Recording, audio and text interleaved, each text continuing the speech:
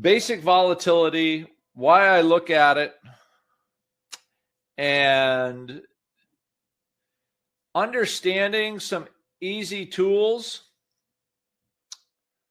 to on how to evaluate what the market is showing you. What I have learned watching my students here over the years. So I've been teaching retail now for 11 years. I taught floor traders 15 years before that, as a floor trader myself for a long time.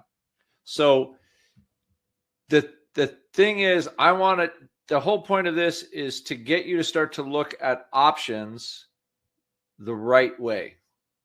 Meaning, instead of what you think is going to happen, which is great, your opinions are all lovely, they're lovely, you want to evaluate what the market is telling you. That's the reason we teach volatility at Option Pit to our students, and one of the reasons that it sets us apart. So today we'll talk about distribution, volatility, the different types of volatility, calculating realized vol. We have a spreadsheet for that. It's a question of, I believe it's already on the website, but I'll show you how to use it. It's very simple. Basic definitions of skew and term structure. This is where Edge for retail traders live, but we'll mostly just be talking about what they are and why they're interesting as a trade, and then how to actively look for vol spreads. All right.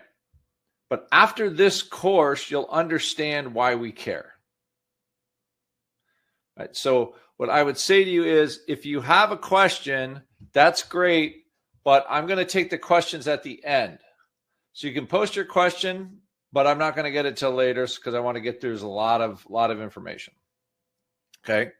So the first thing is describing how stocks move. So again, from my experience, whatever you can believe I have experience or not, I don't care. But I was a floor trader for a very long time. Okay. Stocks go up and down. What I'm trying to figure out is what that range is every day. It's going to go up a little bit today. It's going to go down a little bit tomorrow. What we assume is that stocks have an equal chance of moving up or down at any given time. Now, that's an assumption that's important to make, because sometimes we have opinions that saying clearly we don't think that's going to happen. But when you're looking at evaluating option prices, this is the assumption that is made, that stocks have an equal chance of moving up or down at any given time. Now, that is described by a normal distribution. So the movement of the stocks is, okay, it's a little up above the mean, it's a little bit below the mean. There's going to be some average number that they move. And you can describe the range of moves. Okay, most of the moves will be within 68.2% of the average or the mean. 95.4%, which is by and far the most, will be two standard deviation, what they call two standard deviations away from the mean. 3 standard deviations away, which is a common phrase, is 99.7%. So what you have is, once you're inside of 1 standard deviation, it's going to be most of the moves. 2 standard deviations is going to be 95% of the moves. What this also means is that there is always a chance for stocks to do something you don't expect. That's, again, from experience and understanding this curve. You can provide for 99.7% of what you think, right, is an outcome. But you still have that ability for things to go off the side.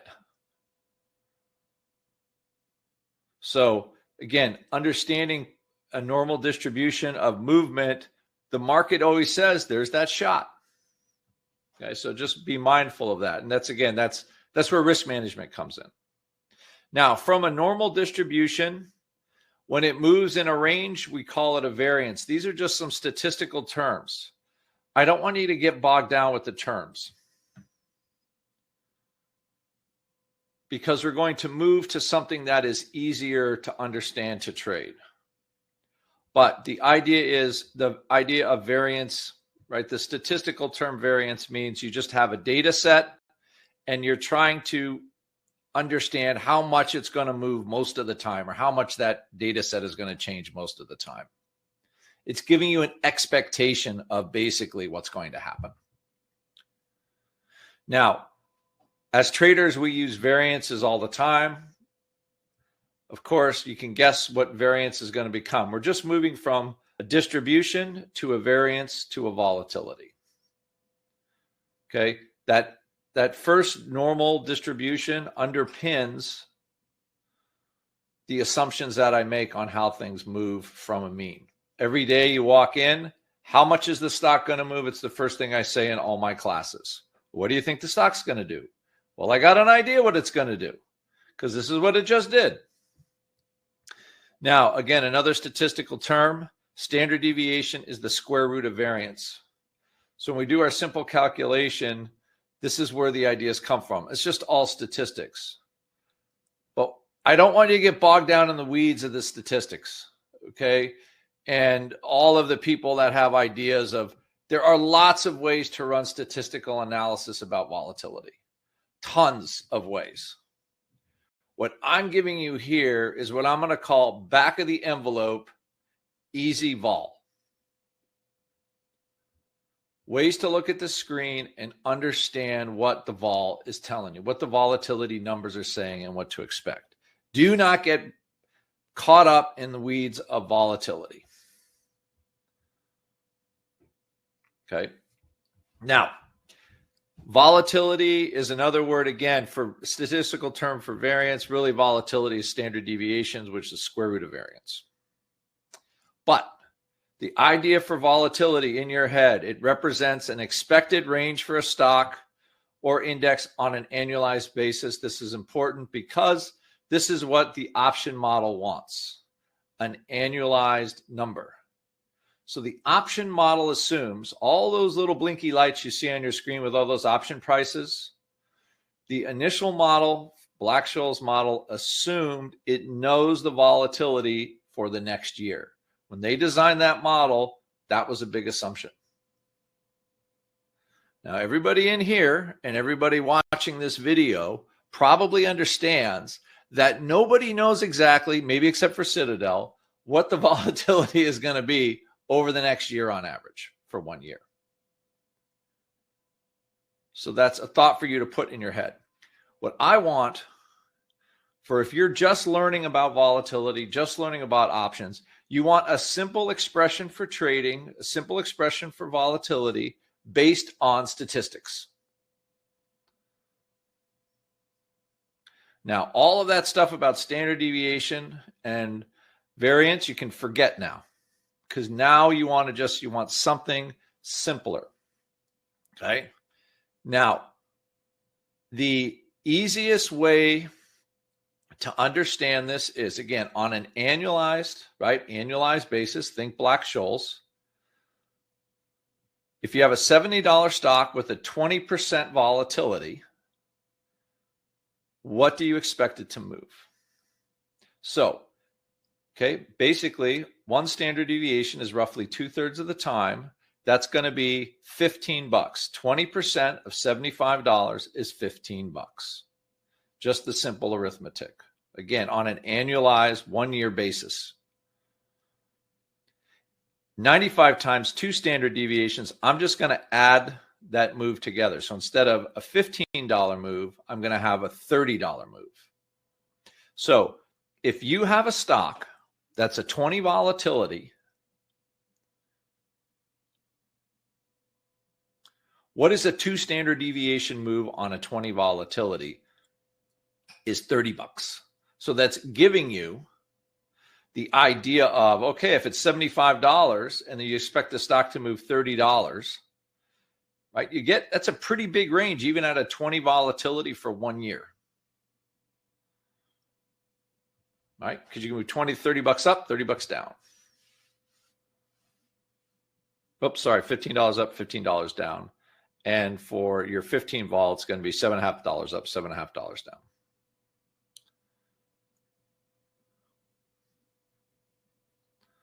Now, the idea is here, how do you take your annualized number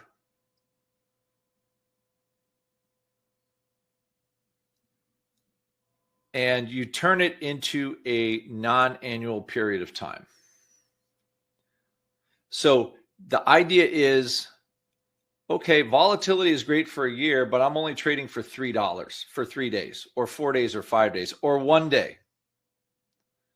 So if I'm trading for 1 day, how do I take that simple equation that's basically giving me how much the stock can move, right? Because that's essentially giving me my range, both sides of the standard deviation.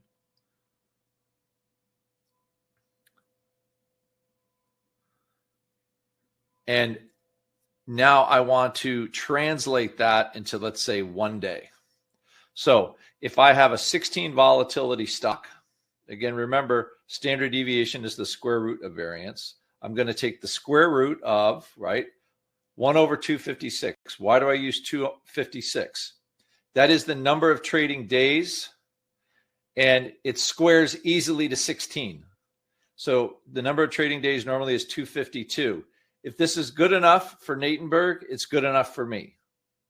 So what this does is this calculation, you can use any volatility, any amount of days as a fraction of the years. You take the square root of that number, you multiply it times 16, and you will get how much you expect it to move.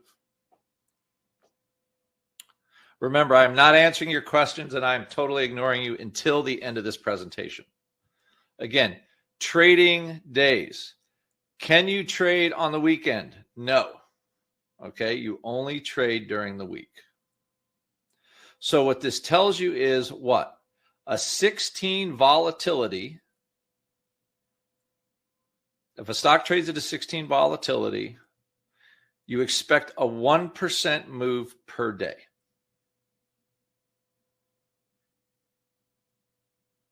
So again, use this calculation. You see a volatility on whatever your platform is. You want to hold the thing for 5 days, 10 days, or whatever. You plug it into the formula, and it gives you the percentage move you expect over that period of time based on the vol. So you take your 1% and you would multiply it times whatever the stock number is, and you're going to get an idea of how much things are going to move. So what I'm doing here is giving you the idea of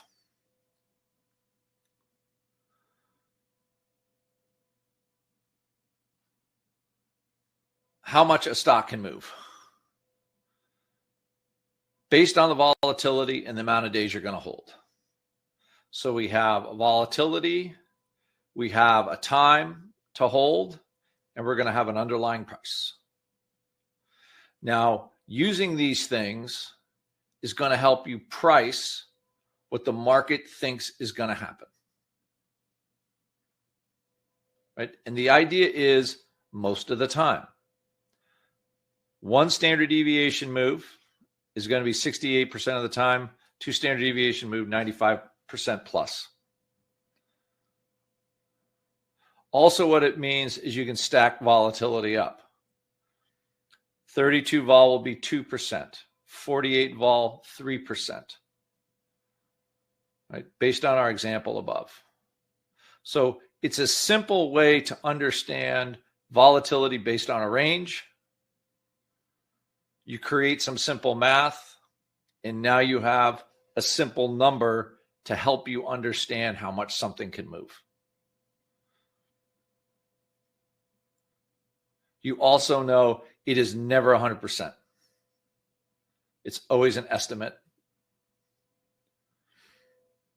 Now, we can use this calculate in several ways. Again, I like it for butterfly wings, understanding the straddle. Again, if you don't know what those terms are, we're going to talk about them in a little bit. Now,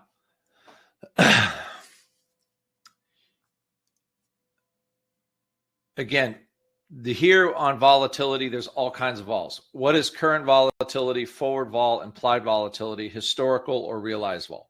So current volatility and historical vol are kind of similar.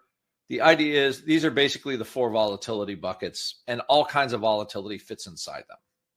So we're going to describe current vol, forward vol. Basically, current vol, how much the underlying is moving now. Forward vol is how much the underlying is moving in the future.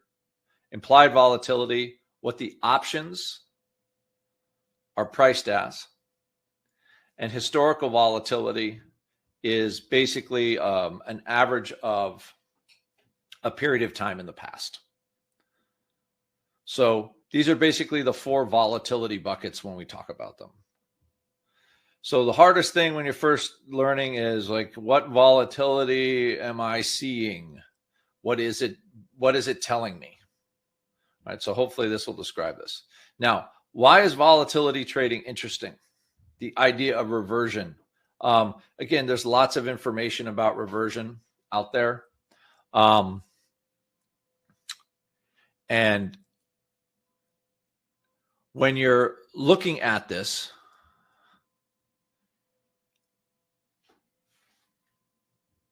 you're trying to figure like, what is reverting to the mean, right? The idea of volatility is it just doesn't go in, again, the easy way to think about it is it just doesn't go in one direction forever. You can have that outlier move, but eventually what happens is the idea of volatility or the idea of reversion is it's not like buying Apple 10 years ago and it goes up 10,000%. It tends to revert around a mean number. So if you think about it, stock is up 1% today, down 1% tomorrow, right? You're going to get some kind of a mean.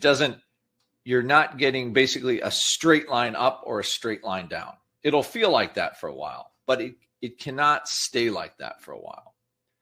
So the nature of volatility means it's going to hover around an average, which is why it is interesting to trade. Because the vol goes up and then she goes down. The vol goes down, then she goes up. So it's the way it trades that makes it interesting if you choose to learn more how to do it. And this applies to all types of volatility that can be measured. Any commodity, any stock, the dollar, whatever, right? Essentially, if you can measure it, you can create a volatility around it. If it has a range, you can price it. So it's a skill you can use for many things.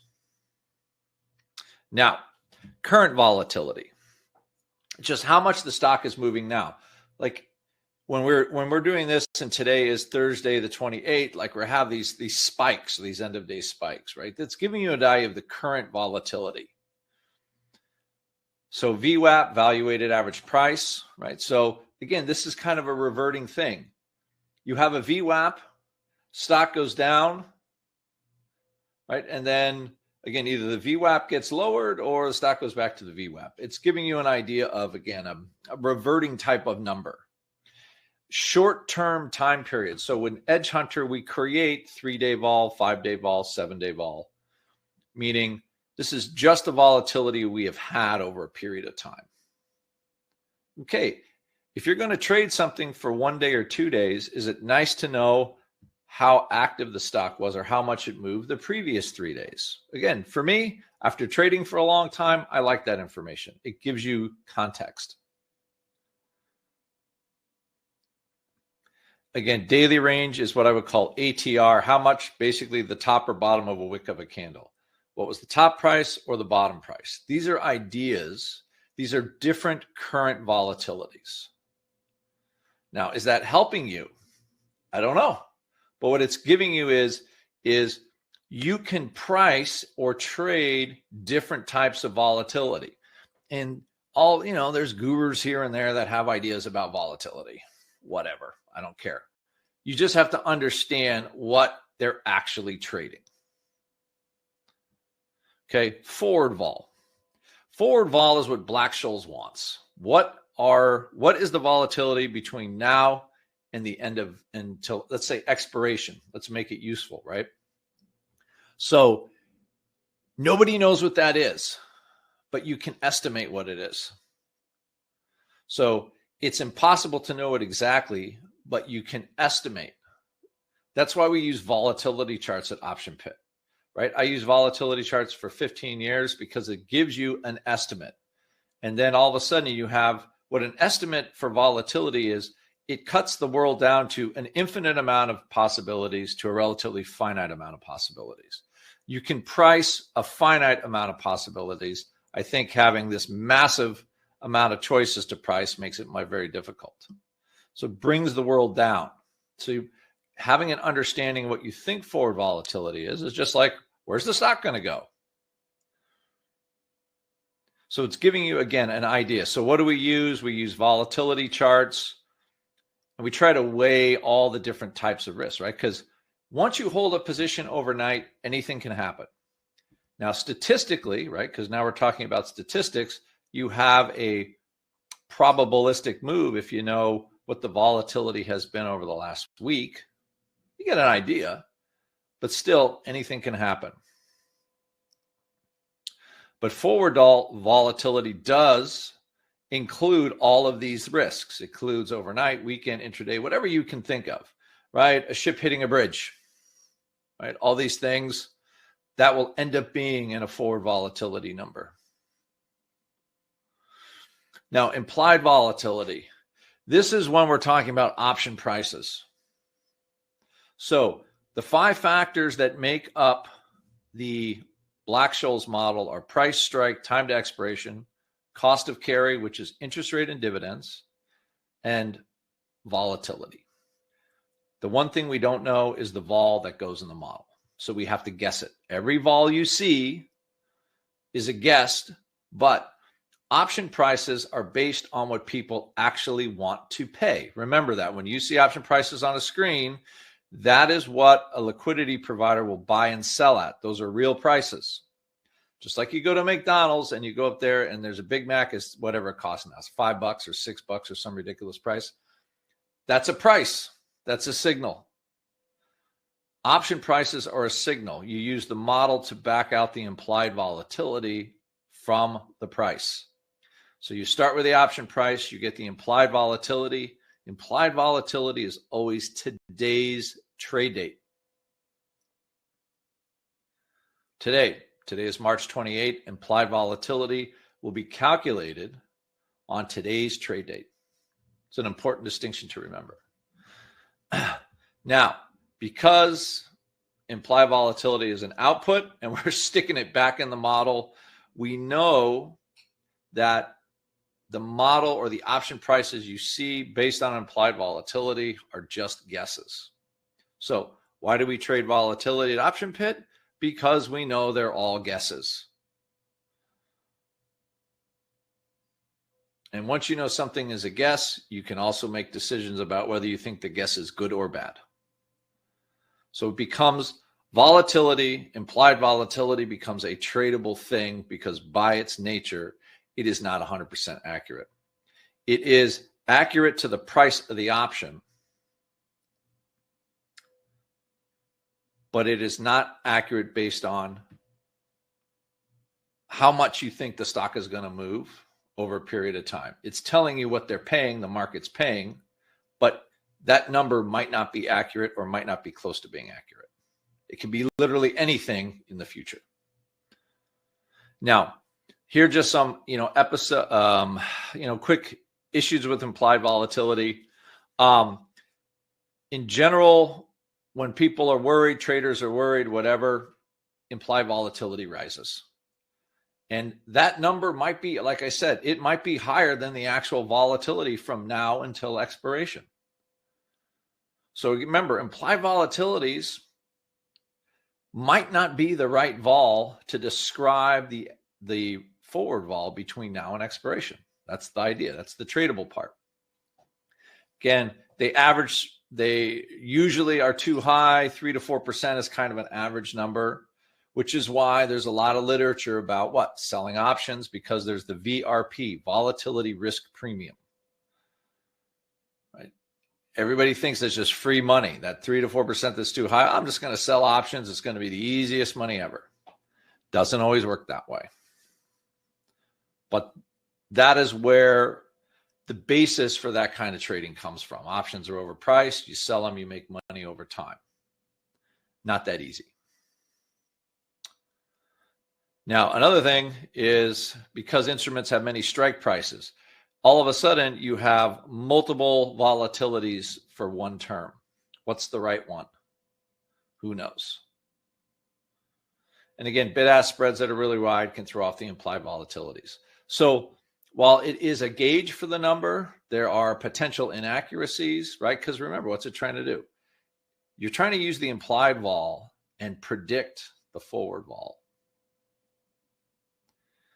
And it might be right or it might not.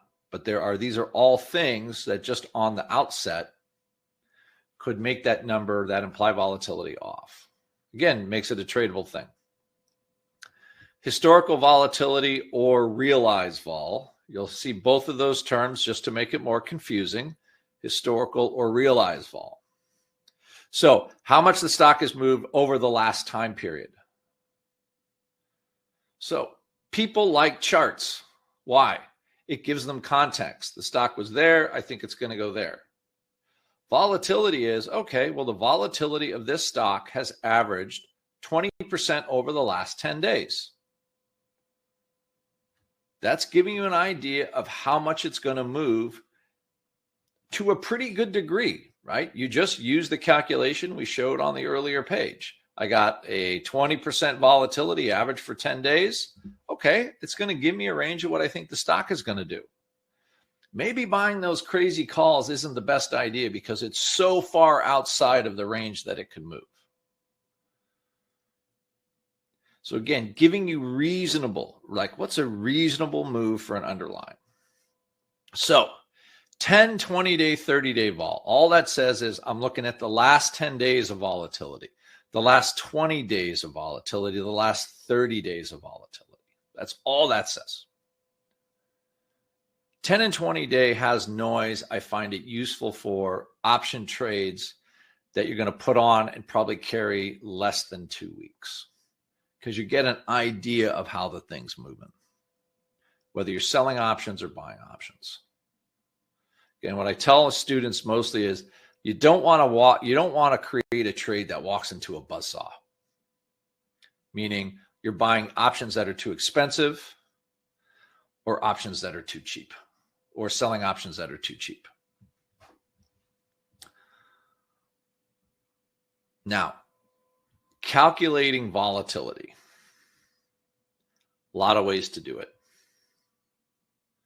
Also, and I realize I'll just say this at the end, but I misspoke a little bit on the range. So again, range is double the standard deviation. So when I gave you those numbers before, like 15 points and 30 points, the ranges are going to be double that. Sometimes I forget stuff. Anyway, so here, when you're looking at calculating realized vol, the idea of realized vol is close to close, meaning I have a closing price, and now I have the next closing price. So it's the 24 hours, the difference in price between the 24 hours. So that's what you're measuring with realized vol. It takes this calculation. Now you look at this calculation like, Andrew, that's not helping me at all. So 252 is number of trading days. Remember, we're using 256 on the back of the envelope volatility because it's square. You can take the square root of it easily. So it's not exactly accurate, but it's pretty close. Close enough as a retail trader. I use it all the time. Works fine. But if you have something like this, what I want to show you is, so if I have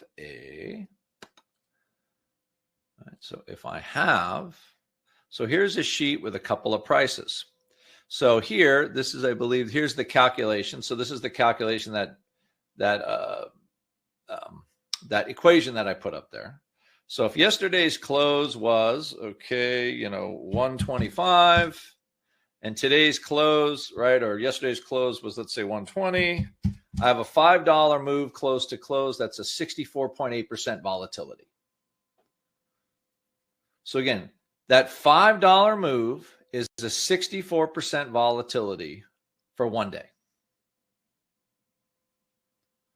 So what I'm trying to get you to see is you have an underlying move. The formula is doing the calculation for you and saying, hey, that $5 move, that one day volatility, the close to close vol, is a 64 volatility. Now let's put this into perspective, let's say, of the S&P 500. So the S&P 500, what was it, 521 yesterday, and today it's 522, just for instance. Okay. So if you have a 1-point move in the SPY, close to close, it's a 3% volatility. And when I write this up right now, VIX is trading at a 13 volatility basically. So if we have a $3 move, a 5 to 4, that's a 9 volatility close to close.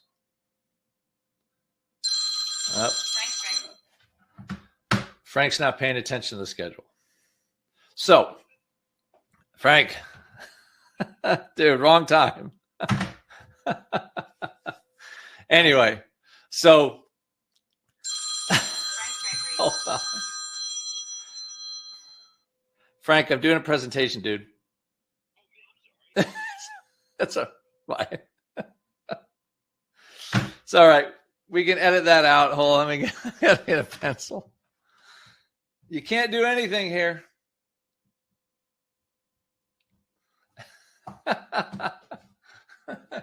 Frank is our he's one of the my colleagues here at Option Pit. Anyway, so back to like forward vol. So hopefully you're getting an idea of a $3 move is equivalent to some kind of volatility. So hopefully you can get that part. So the whole idea is, all right, a stock moves, it creates a volatility. This is creating a volatility for one day. That's all. So when you see the VIX trading at a 16, okay, that's roughly going to be, like I said, 1%, right? So 1% here would be about $5. So this will be 526. And your 526, again, roughly 15.16 vol. Very, very close. Okay. So you're getting the idea of that's a little, again, we need to be a little bit more. That's a little less than 1%, but it's relatively close. So again, you're getting the idea of what a 1% move means.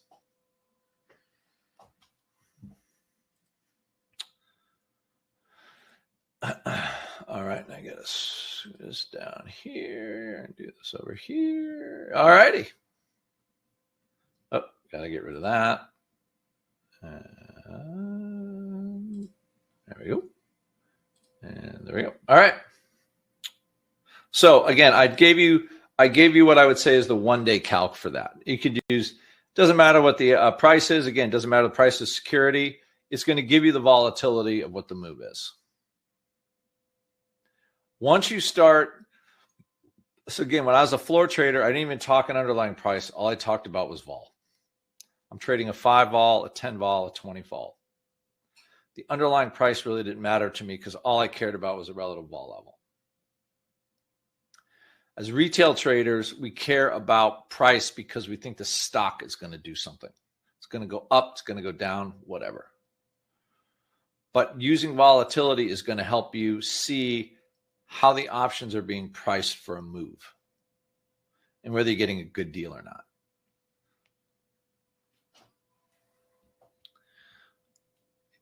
Another example of all is average true range. And what you're getting is, but what you're really doing is the high tick and the low tick from yesterday. So what was the high tick and what was the low tick? That gives you what, again, called the average true range. We use that. It runs and return in a natural log, just like the traditional realized vol that we just did. Again, it can be a leading indicator, meaning what? The true range is big. The intraday is a big number. Why is it moving so much? The intraday really small and shrinking. Why is it shrinking? So when you're looking at trade, okay, that ATR is shrinking. Stock is getting less active. ATR is growing. Stock is getting more active. Again, might help you with directionally, okay, if the thing is kind of coiling up, you don't expect a lot of action, could be a better option sale. all of a sudden those ATRs are growing, maybe an option purchase. So sort of seeing how the stock is trending from a vol point of view could help you with directional or whether you want to buy or sell options. Now here at Option Pit, we have tools to evaluate volatility in every part of the spectrum. This is not an ad for Option Pit, but we use all the tools we sell. At least I do, Mark does, Leisha does. So the idea is here, I'm looking at ATR and realized vol. So you can see that the range in volatility, and this was for Apple, I believe, the ATR is slightly different than the close to close, but they're very close. We have a 39% versus a 30% vol, it looks like. So what's happening here is this, to me, says that Apple isn't doing a whole lot more than the close to close, which is generally kind of a stock that's not, it's on its way to not doing very much. When you have that kind of high ATR, that usually means is people are coming in and buying it or buying it up or selling it down. Right now, they're just not doing much of anything. That's how I look at that. So the idea of ATR, using it, we actually calculate it and help use ATR to help and see if straddles could be a purchase. That's buying calls or puts, buying strangles, buying options in general. Because you have an idea. Once you have that ATR number, you now have a range. That range creates a vol, a realized vol, how much the underlying is moving. And then when you're buying options, if you can expect those options look relatively inexpensive or not.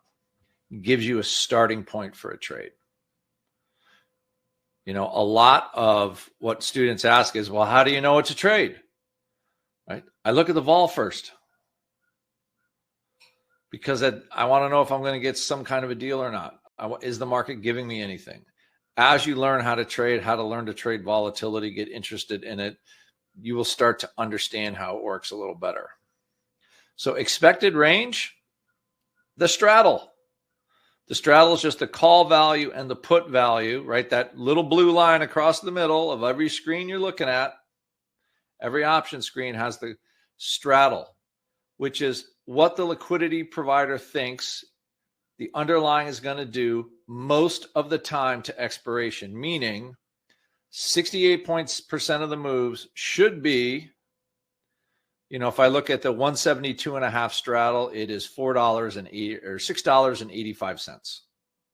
So that means $6.85 or less will hold most of the moves. So that's 685 up, 685 down, just like the initial example we have on like slide 2. But the total number there means the range is going to be twice that number.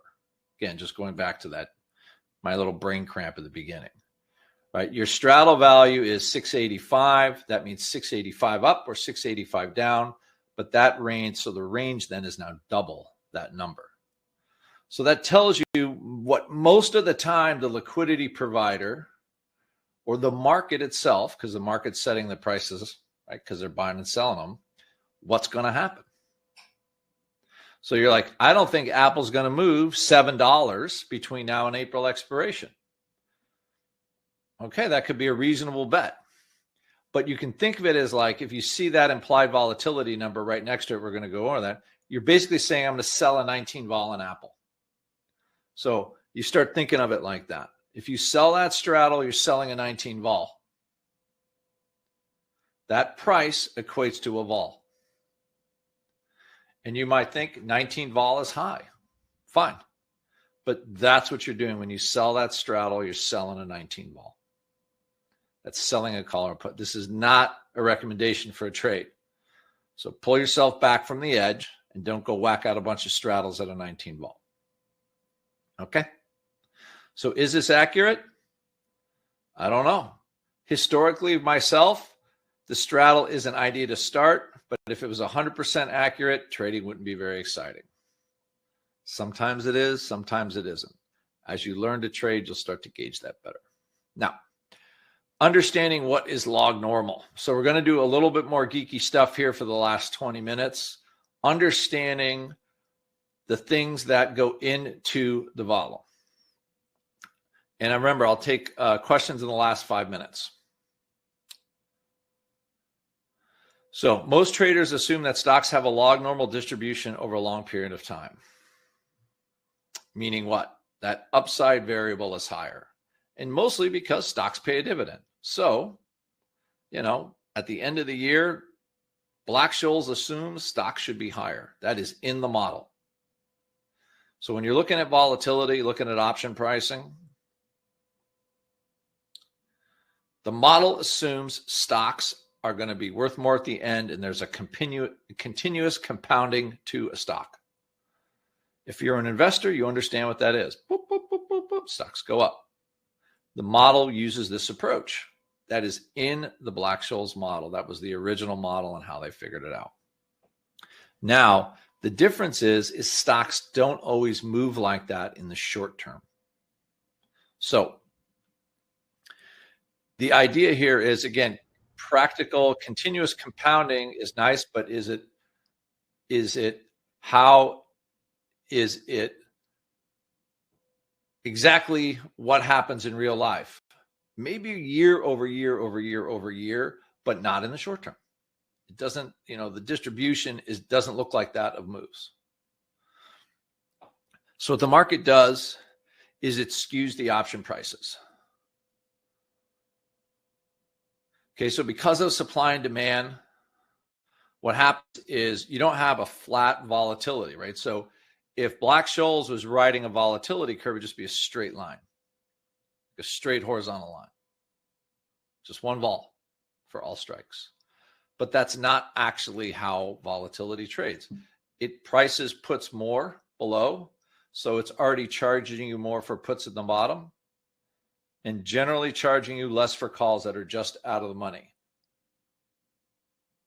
So the market is already adjusting for the assumptions.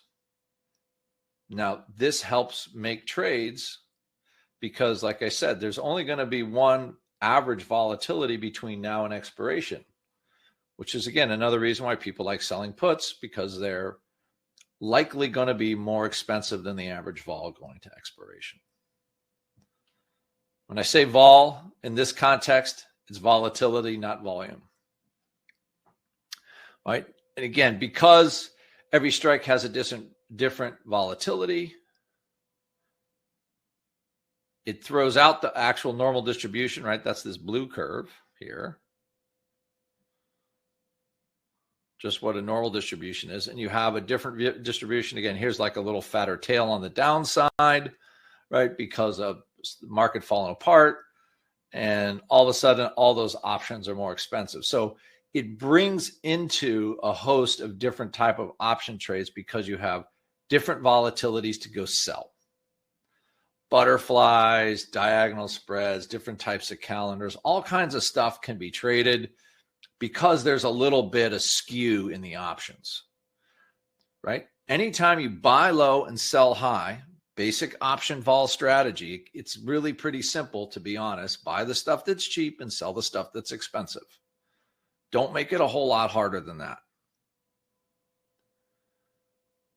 But the skews in the option, the different volatilities per strike, are what allow better trades to occur. Types of skew, right? So I would say investment equity skew, so indexes, IBM, any kind of equity. Commodity skew generally is cheaper at the money, and both the calls and the puts are more expensive, or the upside commodity stuff is expensive, like VIX is another example. Breakout skew is when everybody's worried just about a melt up in one way. So generally, the idea of skew is more expensive where everybody is worried. Like people worry about running out of wheat, so the skew is going to be higher there. Okay. So again, commodity skew here, like all those options, very expensive on the upside. I believe this was silver at the time. Okay. Oh, or this is VIX, right? So all the options up here are at higher volatility. All the options close to the money are lower. So the skew is where the fear is in general. breakout skew. So you have relatively low vol at the money, and you got the more U-shaped, right? Gold. There's that upside breakout in gold. Everybody's freaking out about the dollar or whatever, or inflation.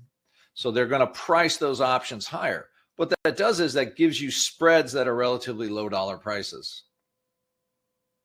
So it helps when you structure a trade because you're getting a volatility, what I call a vol edge. A vol edge is just buy the cheap stuff, sell the expensive stuff.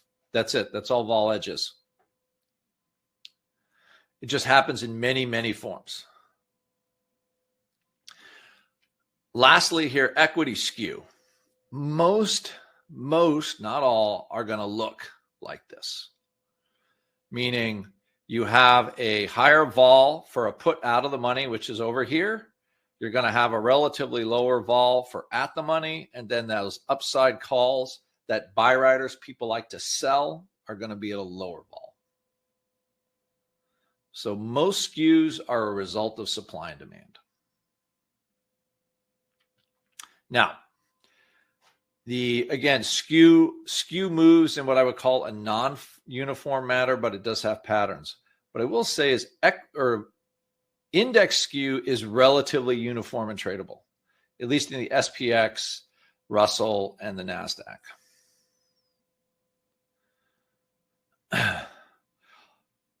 What I say here is vol can move different ways. It can increase slowly. It can increase quickly. It can decrease slowly. It can decrease quickly. Skews can move from the money, at the money. What I can do is I can give you an example here real fast. Okay, so if I pull this out, so you have it's got a skew chart here. So there we go. All right, now I'm going to have some curve here in gray. Looks like this. Okay, there's our vol curve. Now, what can skews do? Well, they can, right? The whole line can move up. Okay, the whole line can move down. Okay, so this is what I would call, this is the volatility uniformly moving up or down along the curve. Okay, you can also get a very steep move, like puts blow up. Call volatility blows up. Now, recently, because of the demand in AI stocks, you're seeing a curve that looks like this, moving up. People are paying up for these upside calls. So as a trader, you can buy stuff at the money and you can sell the out of the money stuff. You get cheap spreads. Cheap spreads with low decay. That's why skew is interesting, because it gives you trades that allow you to hold them for a number of days, and the decay factor is really, really small. It's all stuff you can learn. Right? So those are some examples of how skew can help you. Lastly, here, we're just going to touch on the idea of term structure a little bit. Basically, every term, every weekly, every monthly, every daily has their own vol. When you trade one volatility against another in different terms, you are creating a calendar spread of a sort. The terms are correlated, the volatilities are correlated, but they're not going to move in lockstep together. They're going to move on a slight ratio.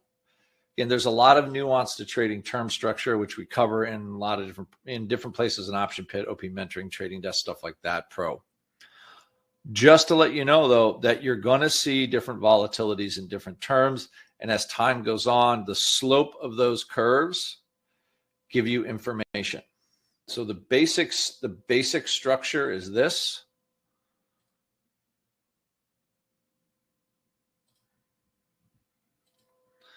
All right, here's the basic structure. You're going to have a flat curve here. That's the market expecting, I know it sounds weird, but the market is expecting a little bit of action. There's some uncertainty there. Okay, you have an upward sloping curve. Whoops. Let's get rid of that. You have an upward sloping curve. That means the short-term volatilities are high relative to the back month. The market is expecting huge short-term gyration. And then you have a downward, what's called contango. The other curve is backwardation. And a contango curve where the market is not expecting a lot to happen in the short term. So this contango, flat, and backward curve. Again, this is just giving you an idea of how things work. It is not everything in terms of term structure, but these are different things to trade. Okay, ready? Front month options will, right? They're going to move in IV terms the most, but they're going to have less sensitive implied volatility in dollars, meaning short-term options are going to have big changes in volatility, but smaller changes in dollars. They're going to have the steepest skew, and that is a function of several things, mostly because implied volatility per dollar is relatively small in short-term options. And again, they're generally in contango, like I showed you, because the market is looking for less movement in the short term unless things change. Okay, back month volatility, options in IV, right? IV moves not as fast the farther out you go. You're going to have flatter skews in general. So that skew trade is less pronounced.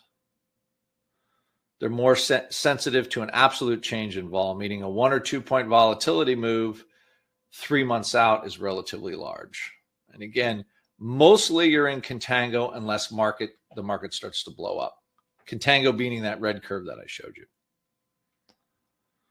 Now, implied volatility, when you're looking at a screen, somebody asked before, how did you get that volatility number? Well, it's printed right here on your screen. Almost every platform has implied volatility printed right here on the screen. Right? So if I'm looking at it right there, it's implied volatility. It is calculated and posted for you. So here you have three basic ones. You have your sigma vol, volatility at the money, and then you have your 25 delta, which basically is what I'll explain that in a minute. Why are they important? So these are giving you implied volatilities that are useful. So you have your implied volatility of the 25 delta, you have your implied volatility at the money, and you have your average volatility for the term, which is also known as sigma.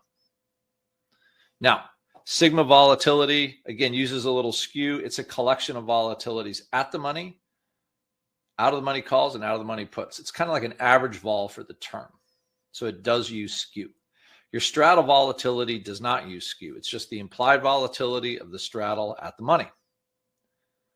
Your 25 delta vol, 25 delta options are generally at the edge of the straddle. That's why it's useful. So you're getting the individual vol, the difference between the out of the money put and the out of the money call volatility at a 25 delta. Why do they pick 25 delta? Because it's basically a straddle width away from the money. If you don't know what delta is, it's the percentage change of an option with a $1 move in the stock. Now, there's multiple definitions, but it's basically how much your option is going to move if the stock moves $1. That's what your delta is. So these are, again, little screen reading tricks. So when you look at the vols on the screen, it is helping you estimate, again, this is what the market thinks the vol should be based on price. All right. Now, again, this is just the beginning of options. So there's a couple of questions I had in here.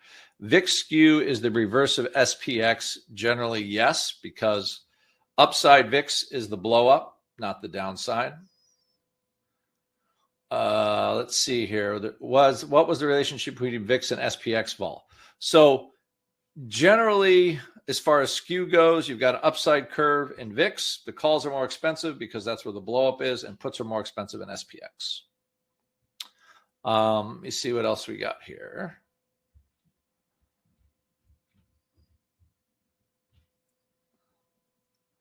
Again, why do we use trading days? Because trading days are what we're trading. So you can have a volatility based on calendar days. Fine, you have a calendar day volatility, even though, 100 days are not tradable or more, 110 days are not tradable out of that, versus the realized vol. So realized vol is basically like, okay, I've got 10 trading days. What's the vol? Right? You don't care what's happening on the weekend. Now, we teach you to price volatility over the weekend.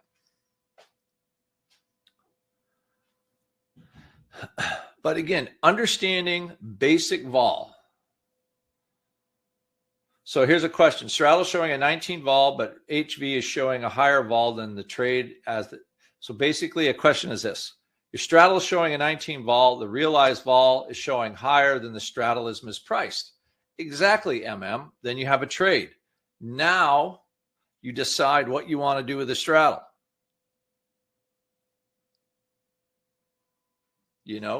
Now you decide okay, I think the straddle's a buy. Now you trade it. Like I said, at least you're not walking into a buzzsaw. If the underlying vol is higher, it's harder to sell a straddle and make money, right? Because that range of the underlying is bigger and the stock just rips outside of the range and then you lose on your straddle. So the idea of looking at the pricing like this in what I would call a rigorous way is going to help you with the type of trades that you want to put on. You're just not throwing darts on the wall all the time. You're understanding the kind of the theoretical underpinning, right? Which is essentially just basic statistics. Again, any questions? 888-TRADE-01 for option pit. We'll be happy to help you. All right, bye-bye.